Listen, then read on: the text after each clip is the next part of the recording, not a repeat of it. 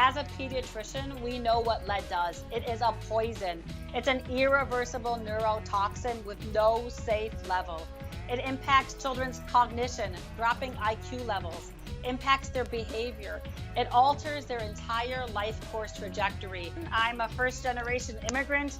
We came to this country when I was 4, very much for freedom, for opportunity, for democracy, for that American dream. As a physician, I literally took an oath to protect children.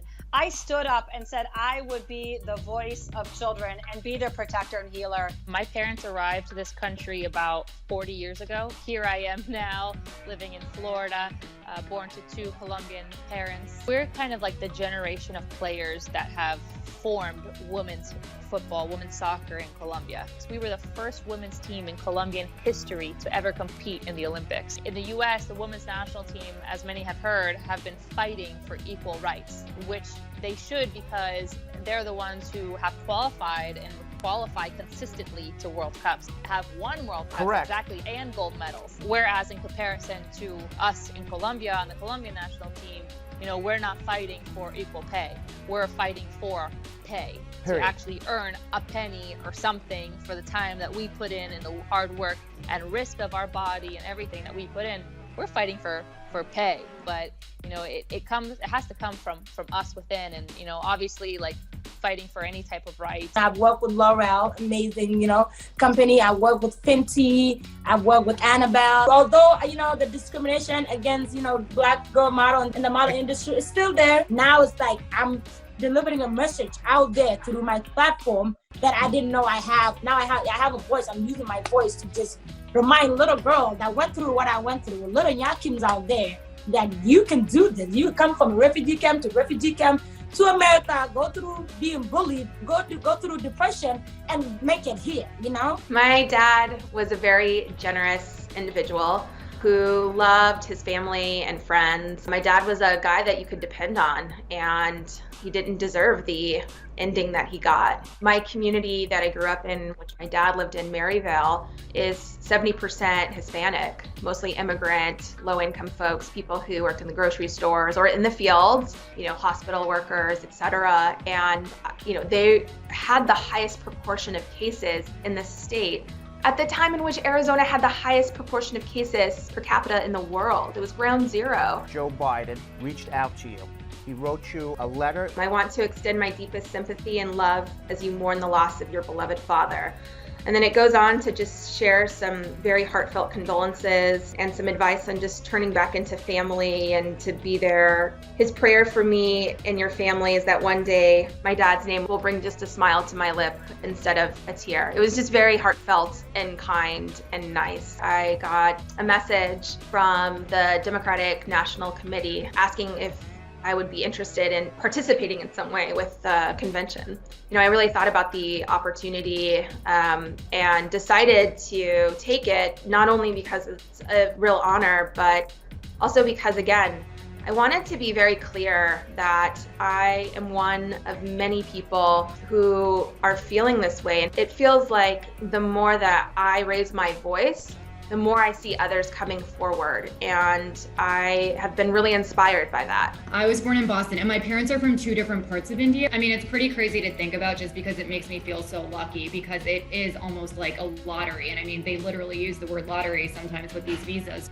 I think about it a lot, to be honest, and it was one of the main reasons that I joined the military, because I felt like a need to give back to the United States, because I'm very well aware, and I think that's one unique thing about first-generation Americans is our parents sort of are constantly telling us how lucky we are and how we have so many resources in this country, and sometimes it's like a lot of pressure. I'm sure there are a lot of other kids of Indian immigrants who might be able to relate to that, but I don't necessarily think that it's overall a bad pressure, because it makes you want to take advantage of those opportunities, and it's a constant reminder that you don't want to squander them. I found that there was something really cathartic and healing about actually touching, seeing in person the material evidence of the past. When I am diving down, I'm realizing that I'm raising my hand along with these divers, these historians, these archaeologists, and we're saying, we're not going to wait for someone who doesn't look like us to decide that this history is important and then to put it in a book.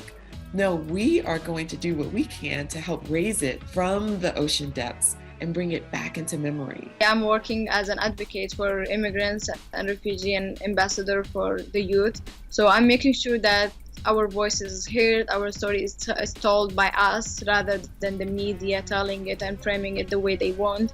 So I really wanted to present there that, hey, this is us. We are like part of the community. We are human like you, and we are not dangerous like how the media is presenting us.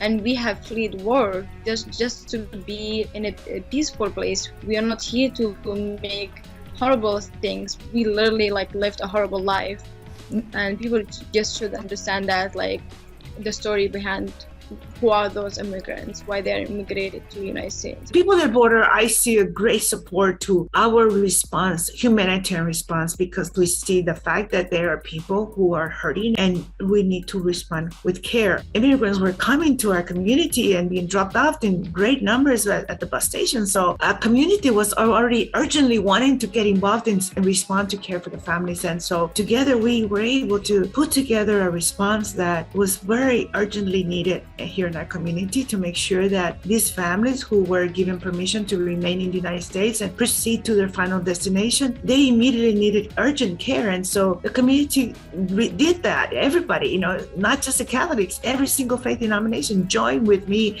in making sure we were present to these families. The colonizers' first 100 years, they didn't have any of their women with them. They had brothels, and they filled those brothels with our people. I am a human trafficking victim. Our girls and our women, we are being targeted. If we're gonna fix the problem, we definitely need to be working with tribes, and we need to be working with organizations that are indigenous-led, native-led, to maintain, to go back to our traditional ways, to at least connect with those and revive them and make them strong. You are in Honduras at the moment, right? We had come in 2004 for a 10-day missionary trip. I was a journalist prior to coming. And when we left, we were feeling like we were leaving home, not going home. And a year later, we were here. We work with vulnerable groups, women, children, elderly, disabled, LGBT groups, indigenous groups that suffer violence in the country. We work with the authorities, with the police, the investigators, the prosecutors, the judges, to help the client through the legal process of their case. We also have a home for girls pregnant by rape and incest. Where would you fix what problems? The problem is the drugs and the gangs and the corruption. That's the problem. If that could be fixed and society could have funds into programs that actually are effective, then everything would change. The second thing, that the corruption within the authorities would be eliminated. And the other thing is intensive trainings of special units that have the power to attend victims of special crimes. I would make sure there are funded multiple refuges around the country for women in crisis in the moment of crisis. I love America. I love Honduras. I love the people in both places. For me, the American dream is living a life, doing something that you absolutely love, living a level of income in which you have everything you need, but more than anything else is that what you're doing is impacting this world to make it better.